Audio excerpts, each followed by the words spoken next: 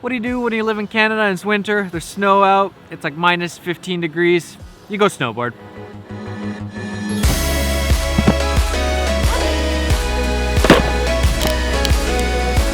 All right guys, let's do this.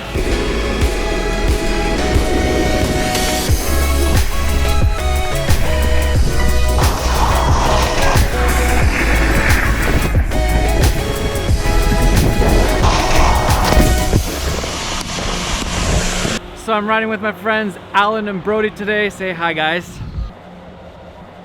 How's it going, Alan? Doing good, man. You ready for this? It's been a while. When was the last time we hung out? Gimbal video? Gimbal video, that was it. Yeah, we went under the Gardner. Oh my gosh, I haven't seen snow for like 2 years, but... Where'd you just come from, Brody? I was just in Mexico, so it was a different sort of white powder. We're not talking about cocaine here, he's talking about sand. This is PG, guys.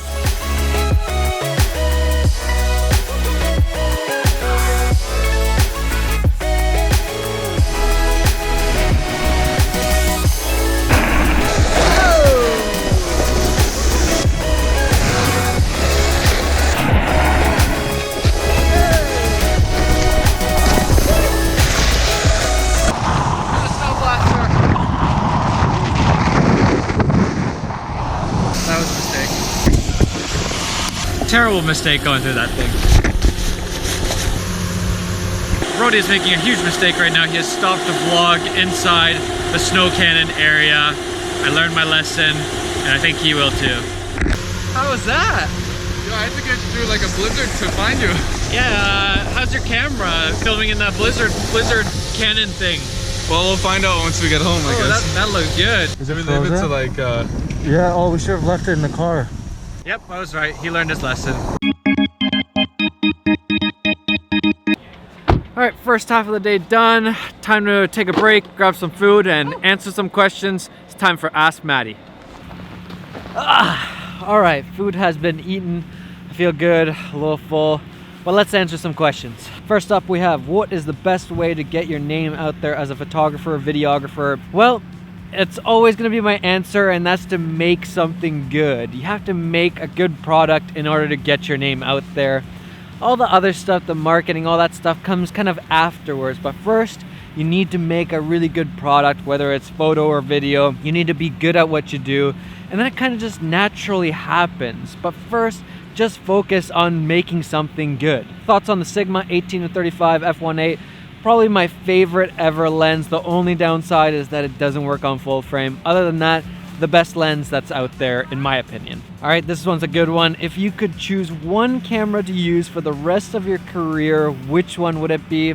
Okay, I don't do favorites. If anybody knows me well, they know that I don't pick favorites for anything. This is kind of an impossible question to answer because there's no one perfect camera for every type of filmmaking. But right now, the cameras that I enjoy the most are the 1DX2 and the 6D Mark II for vlogging. By no means are they the best cameras out there. There are way better cameras, but for what I'm doing right now, it works really well. Here's a tough one. How do you manage your family even though you're traveling? And this is probably one of the reasons why a lot of people are confused about the name Travel Feels. This channel is called Travel Feels, yet I'm not really traveling that often. And one of the big reasons for that is my family. We had our first kid in July, and he's 6 months old now, and it's just so hard to leave home and leave him behind. Not to mention my wife too. I just like being at home with them. So that's one of the big reasons I haven't been traveling a lot, and that's one of the big reasons why most likely maybe the channel name might change.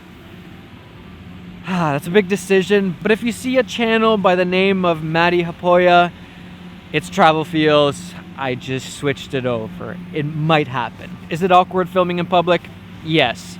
You get used to it, but it is a little weird, and depending on the situation, it's not always fun. I prefer to be out in the middle of nowhere where there's no other people.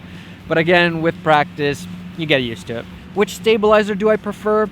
I actually still really like the GlideCam 2000. I love traveling around with that because there's no electronics. It always works. It's not gonna break on you. It's really quick to set up.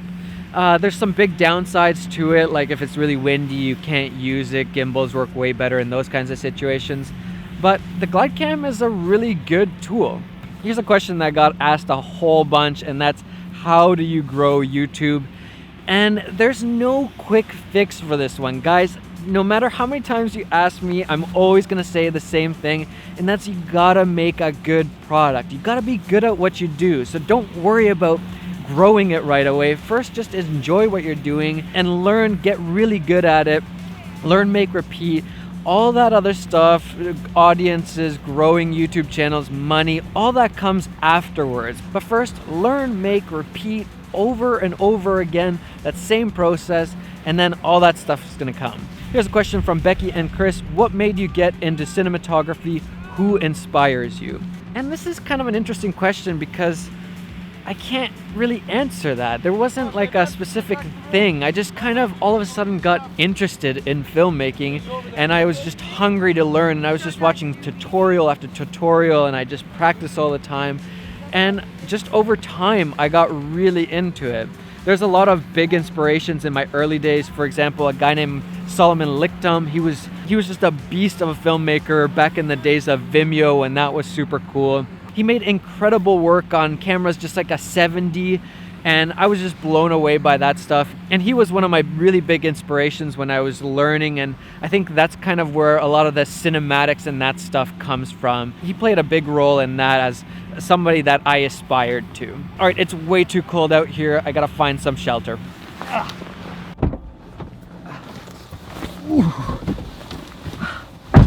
That's better. There's way too much noise music inside the chalet, so my car will have to do for now. Let's continue the Q&A.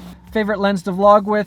By far the 16 to 35 f2.8. The only thing I wish is that it had some IS, but other than that, really fun lens. It's the lens that I'm using right now. And the reason for that is I like this close feeling, but I don't want to be zoomed in looking from afar. I want it to feel like you guys are right here, and wide angle lenses do a really good job at that. Snowboarding or skiing?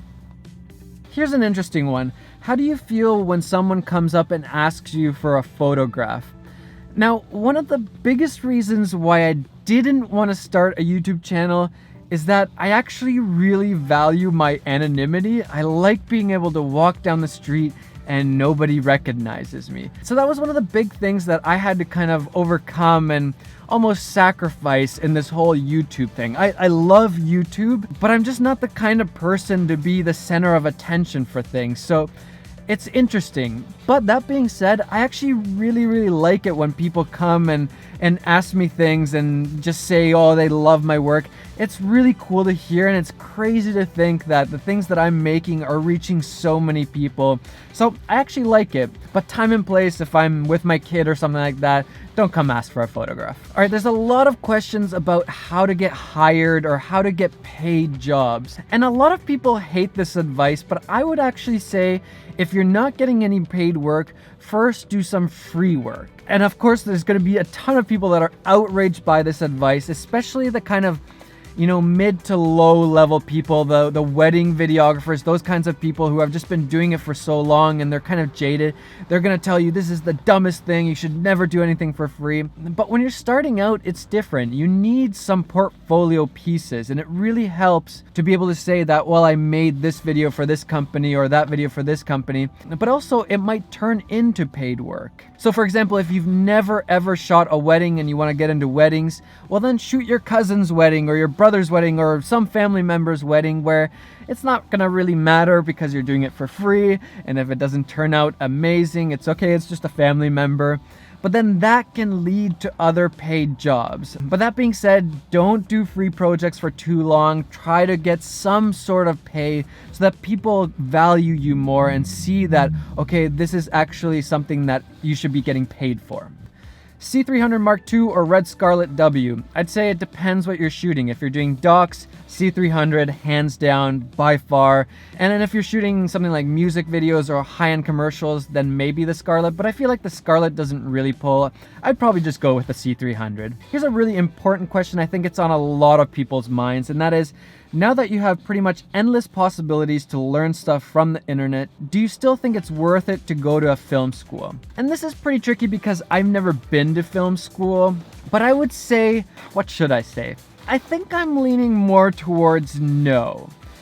But it depends on the type of person. Like you said, there's endless possibilities to learn online, and I think filmmaking, you really need to learn it by just doing. That's the best way to learn. But then for some people, if you don't have that self-initiative, school kind of forces you to learn something. For me, I was 23 and I just got interested in it. I started learning and learning, watching tutorials, and it just came out. I didn't even try to really learn it. It just happened. And I think for me, film school would have been really bad. It would have put it a little bit too rigid and made all sorts of I don't like assignments and all those things. I think film school would have been bad for me. But again, film school is good for those people who don't have that drive to kind of learn by themselves. Also, I would say film school is a really, really good place to kind of connect with different people that are interested in the same thing as you.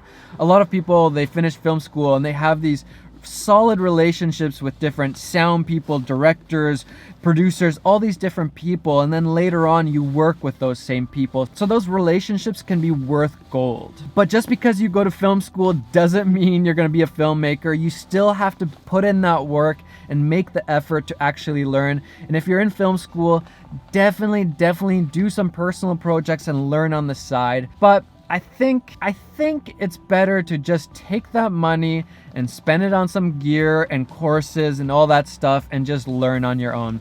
I think, but again, I don't want to give you advice. Do your research, figure out what's best for you. Here's a good question. How did I get myself from Finland to Canada? All right, long story short, I was born in Finland, moved to Canada, moved back to Finland, moved to Vancouver, moved to Toronto, and then by myself, alone, I moved back to Finland 2007 and then back to Canada again. So basically, I've been going back and forth a whole bunch, and partly because of my dad's work, and then I had relatives in both countries.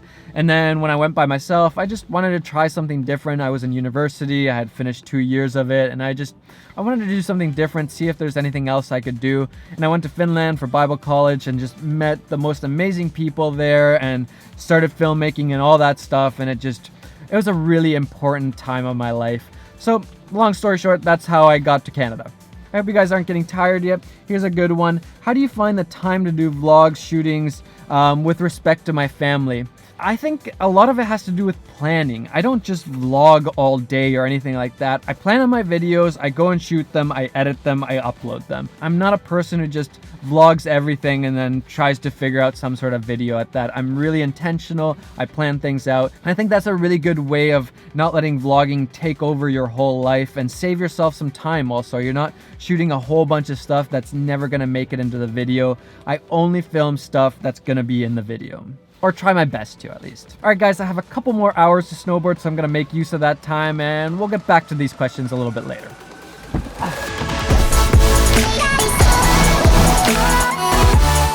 Alan!